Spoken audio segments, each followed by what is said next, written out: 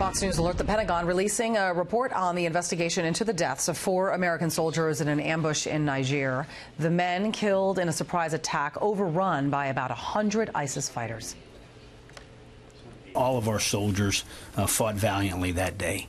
And there were a series of contributing factors to what occurred in Tongo, but none of those contributing factors are the direct cause of the enemy attack in Tongo. The direct cause of the enemy attack in Tongo is that the enemy achieved tactical surprise there, and our forces were outnumbered approximately 3-1.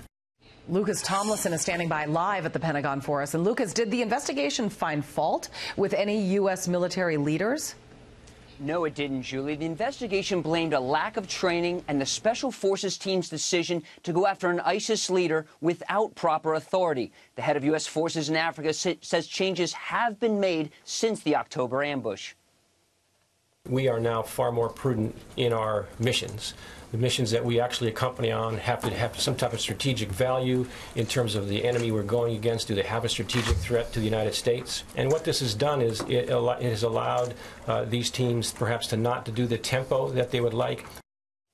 The Pentagon released this video reconstructing the attack. The report blamed the Special Forces team leader for mischaracterizing the mission up the chain of command. The team leader claimed he was conducting a routine meeting with local leaders, when in fact he set out to pursue a known ISIS leader who played a role in kidnapping an American aid worker in Niger in 2016. Now, since the attack, armed drones are now flying over Niger, Julie. So, based on what the general said, Lucas, it sounds like the U.S. military has scaled back operations in West Africa.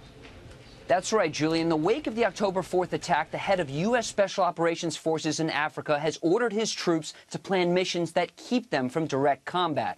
Of the roughly 800 U.S. troops in Niger, they will mostly now remain on fortified command centers and advise local forces only. They must get approval for missions from their headquarters in Germany. In addition to the 4 American soldiers killed, 2 others were wounded, including the team leader. It took 36 hours to find the body of Sergeant LaDavid Johnson.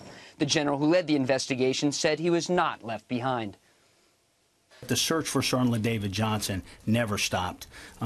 He ran 960 meters. He ran a long way from where he was last seen, and he made his last stand where he fought to the end under a dense, thorny tree.